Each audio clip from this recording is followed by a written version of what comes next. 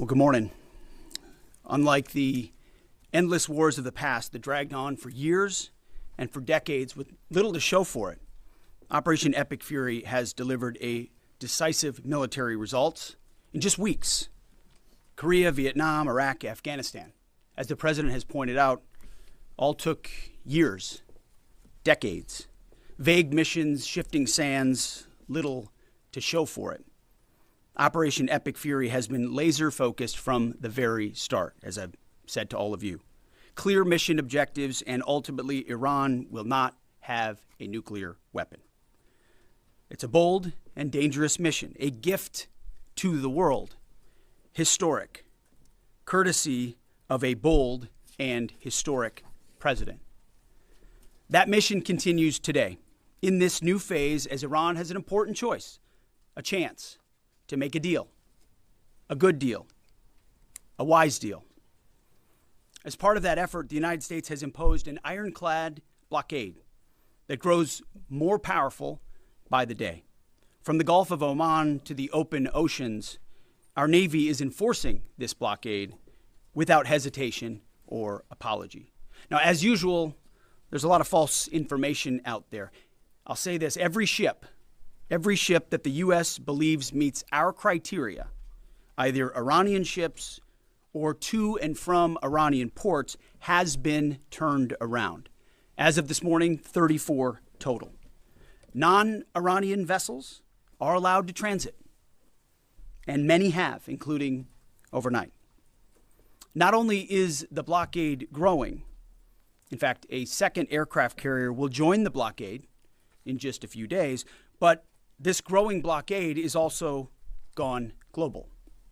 Just this week, we seized 2 Iranian dark fleet ships in the Indo-Pacific region that had left Iranian ports before the blockade went into effect. They thought they'd made it out just in time. They did not. We seized their sanctioned ships, and we will seize more. Our blockade is growing and going global. America's military is unmatched, projecting power, denying passage to adversaries, and protecting our interest at the time and place of our choosing. No one sails from the Strait of Hormuz to anywhere in the world without the permission of the United States Navy. To the regime in Tehran, the blockade is tightening by the hour. We are in control, nothing in, nothing out. Iran's battered military, the IRGC specifically, has been reduced to a gang of pirates with a flag. They cloak their aggression in slogans, but the world now sees them for what they are, criminals on the high seas. They don't control anything. They're acting like pirates, acting like terrorists. They're the ones who lay indiscriminate mines, who shoot at random ships, who killed 45,000 of their own people, innocent protesters in the course of weeks. Their own people. They are the bad actors. The vessels that the Iranians seized in recent days, a couple of them, they're not American ships. They're not Israeli ships. They're just random ships that drove their little speedboats up to and shot at those ships with AK-47s. Anyone with a speedboat, a gun, and the wrong intentions can do that. They know that we, the United States of America, control the flow of global shipping, and we know that they know. Their real navy is at the bottom of the Arabian Gulf. It's worth saying again, for 47 years, Iran has been at war with America, killing our citizens, our soldiers, and our allies, while previous administrations looked the other way. The real endless war is the war that Iran has waged on us for 47 years. President Trump is the only president with the guts and moral clarity to finally do something about it. I see it every day behind closed doors. President Trump's fortitude is unshakable, and his mission is crystal clear. President Trump said it again yesterday. We have all the time in the world, and we're not anxious for a deal. And I hear him say it every day in private as well. Iran knows that they still have an open window to choose wisely. As we said previously, choose wisely at the negotiating table. All they have to do is abandon a nuclear weapon in meaningful and verifiable ways, or instead they can watch their regime's fragile economic state collapse under the unrelenting pressure of American power. A blockade as long as it takes, whatever President Trump decides. Because the bottom line remains the bottom line. Iran will never get a nuclear bomb. The choice is theirs, but with this blockade, the clock is not on their side. Moreover, President Trump has authorized the United States Navy to destroy any Iranian fast boats that attempt to put mines in the water or disrupt passage through the Strait of Hormuz, to shoot and kill. Our commanders have clear rules of engagement. If Iran is putting mines in the water or otherwise threatening American commercial shipping or American forces, we will shoot to destroy. No hesitation, just like the drug boats in the Caribbean. It's also worth saying, this should not be America's fight alone. We barely use the Strait of Hormuz as a country.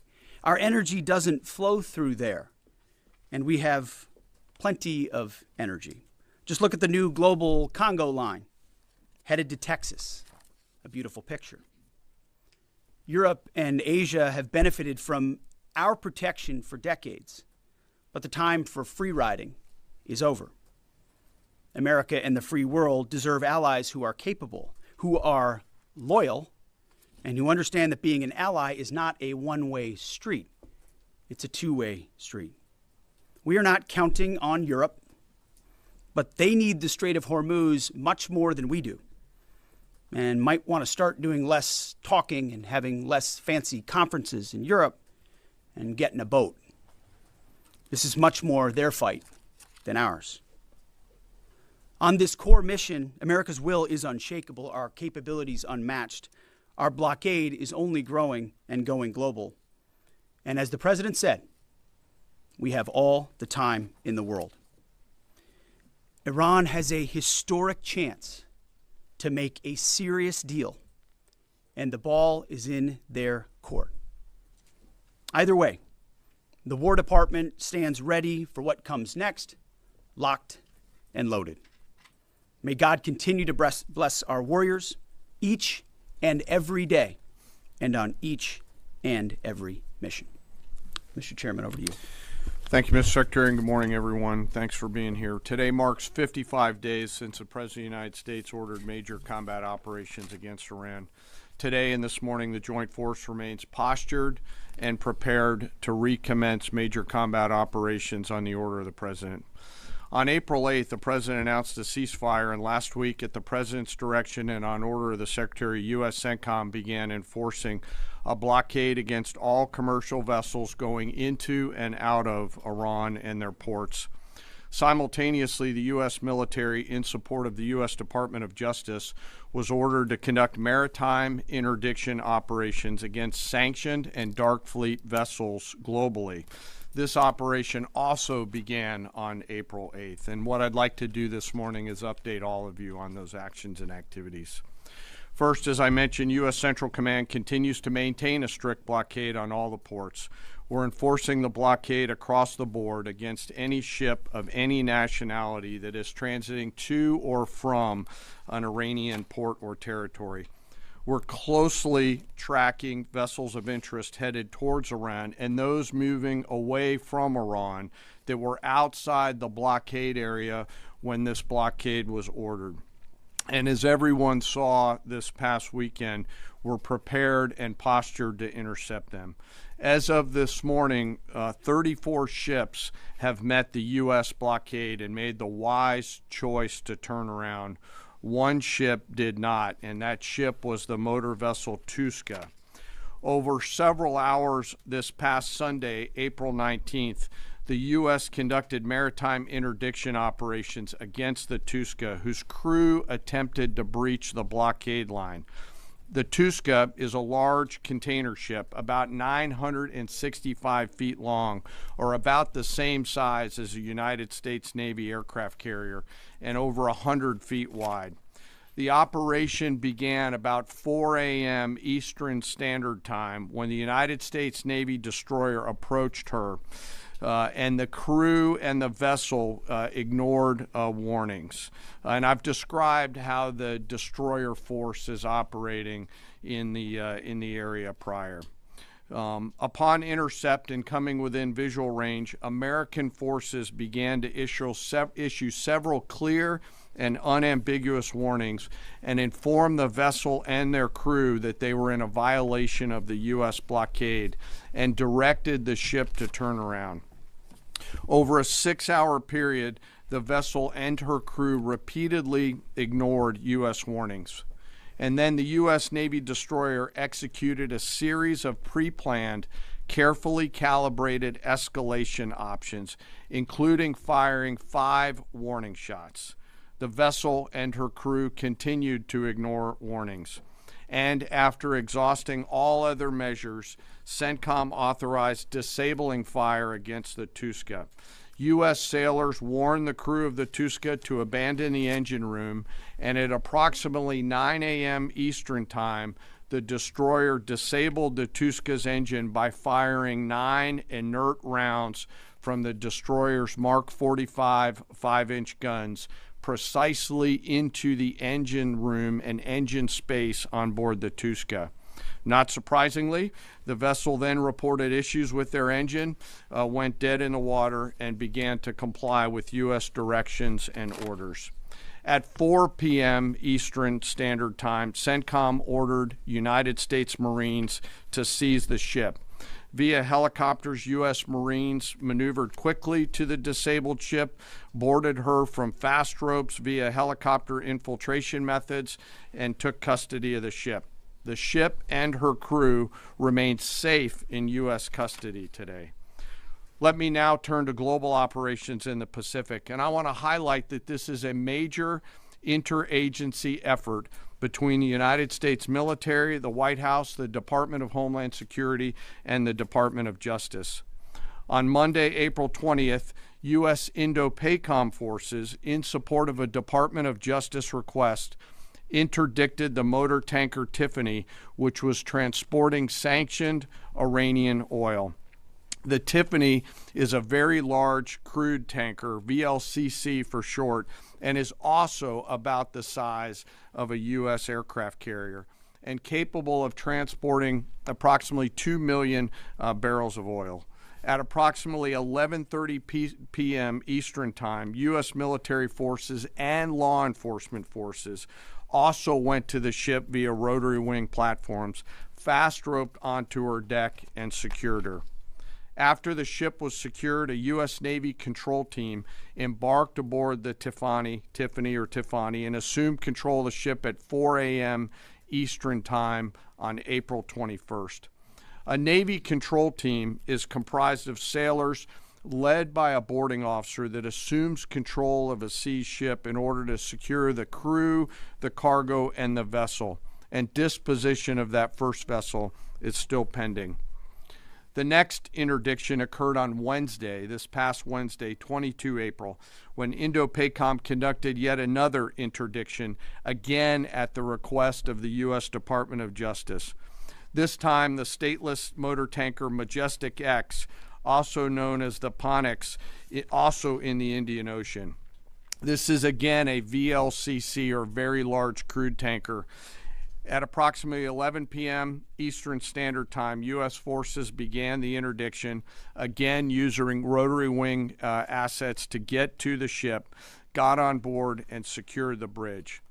Both ships, the Tiffany, the Majestic X, and their crews remain in U.S. custody. And we will continue to conduct similar maritime interdiction actions and activities in the Pacific and Indian Oceans against Iranian ships and vessels of the Dark Fleet. The actions by our service members and our law enforcement partners demonstrate the incredible discipline and dedication and professionalism of our joint force and highlight the global reach of American combat power. The joint force remains on ensuring the Iranian regime cannot harm our interests or those of our allies and partners. And I'll highlight that Iran has repeatedly sought to offensively and proactively expand the conflict by aggression against its neighbors and its attacks on global shipping through the Strait. To date, Iran has attacked 5 merchant vessels, seized 2 of them that were attempting to transit the Strait, and these include ships that Iran itself had cleared to proceed. Now, as I always do, I want to honor members of the Joint Force. Today, I want to highlight and proudly describe the essential role of our intelligence enterprise and the role that they play in conducting our military operations. The totality of their work is the culmination of days, months, and in many cases, years of work by our uniformed and civilian intelligence professionals.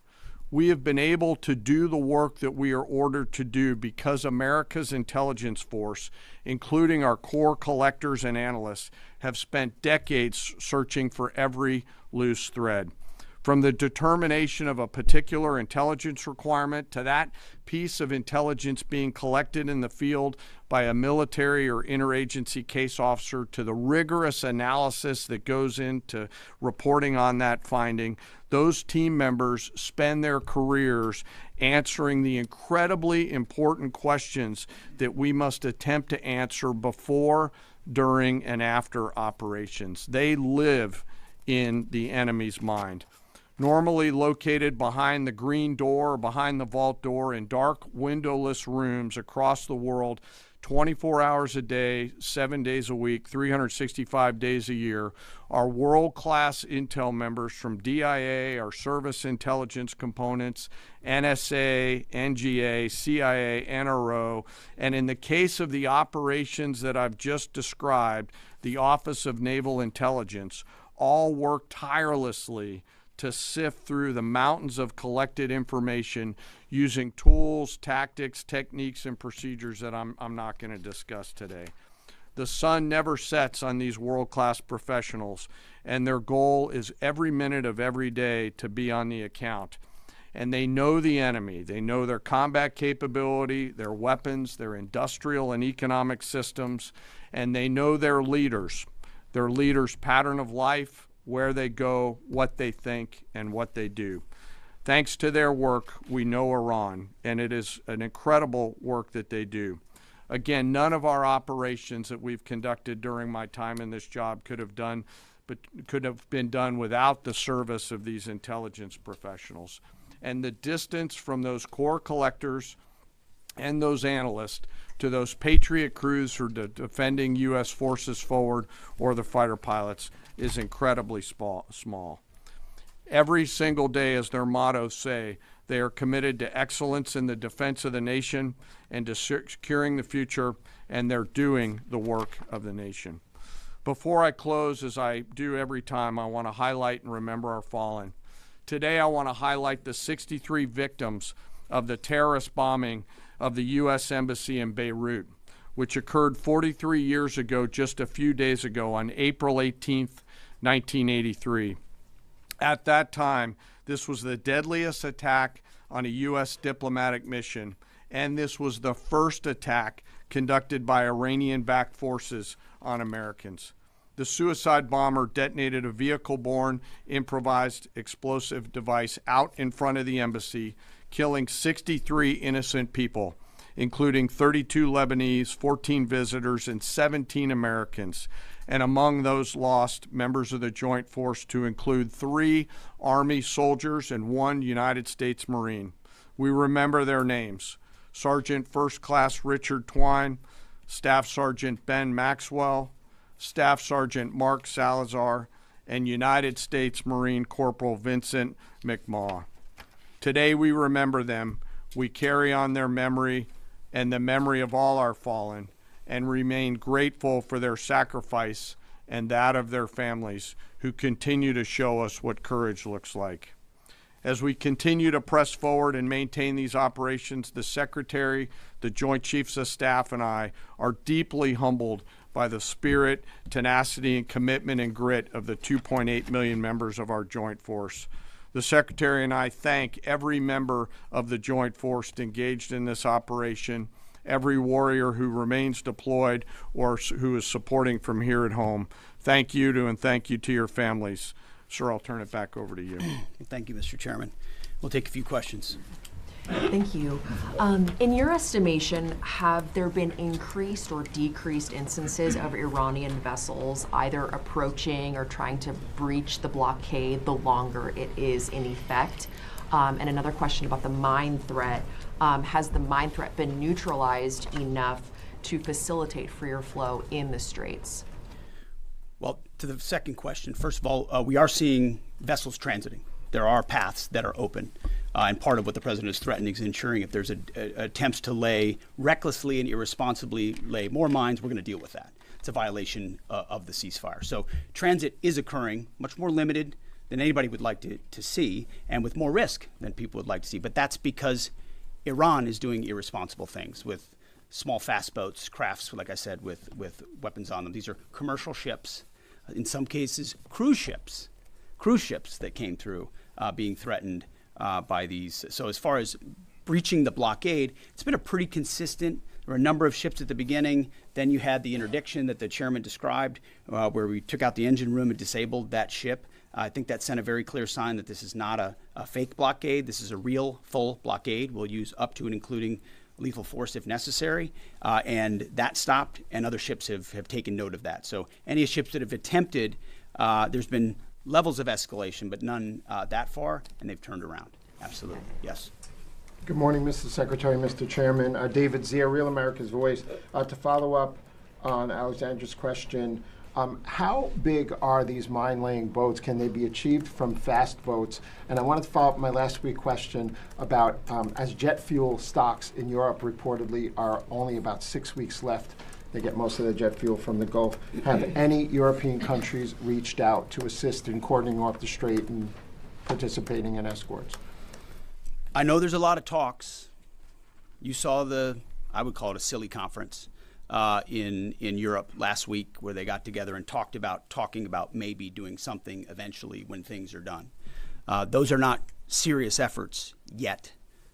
We would welcome that. We would welcome a serious European effort to do something about this strait and this passage, considering it's their energy capabilities that are most at stake. I think it's a wake-up call. It's a wake-up call for countries around the world. Either you have capabilities or you don't. Otherwise, you're at the behest of a country like Iran, and the only country that can do something about it is the United States military. Do you want to talk about the mines and the small crafts? They have a variety of smaller Boston whaler-sized boats. We have forces up there deterring and preventing them from continuing to do that, and we'll continue to do so pursuant to the orders of the Secretary and the President. But reckless mining like that is a violation of the ceasefire. To do that. And very unwise to do. Absolutely. Jerry. Thank you. Pope Leo has made some strident comments about the war in Iran, and the U.S. Conference of Catholic Bishops recently put out a statement suggesting that the war does not fit the requirements of just war theory. And I wondered if the Pentagon had thought about this war against the terrorist regime in Iran in terms of the framework of a just war, and if either one of you could talk about that. And then just my second question would be, the Pentagon recently, this week, gave well-deserved award upgrades to the members of Gulf Company 2-1 Marines who served at HKI and Abbey Gate during the withdrawal and evacuation. I wonder if you Mr. Secretary, could speak a little bit about that and maybe give us a little bit more in terms of what to expect from this Afghanistan review in terms of further proper recognition and proper accountability. On the first question, Pope's going to do his thing. That's fine. We know what our mission is. We know what authority we have. We're very clear about that. We follow that. The orders of the president. We've got lawyers all over the place looking at what we're doing and why we're doing it and giving us every authority necessary under the Constitution and under our laws to execute it. So we feel very confident across the spectrum about what we're doing and why we're doing and the legal justification that we're following in order to do it. You mentioned the Marines at Abbey Gate. And what we've undertaken at this department is a historic Afghanistan review. So we have, over the course of months, reviewed what happened leading up to and including the events at Abbey Gate and the disastrous withdrawal in Afghanistan. There's never actually been a full accounting in this department of the decisions that were made. There's been sort of papered over congressional attempts, but never a real deep dive where we brought everybody in to talk about what happened and why it happened. That has happened. That review will come later this summer, and I think you'll find it to be probably the most comprehensive review this department has ever done about a single series of events. And it's because the cascading effect of what Joe Biden did in abandoning that mission the way that he did and that disastrous withdrawal had ripple effects for our military, for our country, and for the world. That's why reestablishing deterrence is one of the core pillars of what we've been doing at the War Department, is because the world looked at that disaster and made choices. Vladimir Putin made choices. Hamas made choices and saw that America wouldn't do anything about it. Houthis shot at ships. They made choices because Joe Biden and his administration were seen as feckless and weak. And that withdrawal was a part of what the world saw, people hanging to planes as we fled. That deserves a full accounting, which is exactly what we're doing. Sean Parnell, our chief spokesman, one of my senior advisors, has been leading that effort, getting to the bottom of it. And one of the revelations was that those Marines at Abbey Gate who showed courage, who were out there exposed, knew there was a threat, nebulous mission, the only gate that's open, did not receive the kind of proper recognition they should have for their heroism.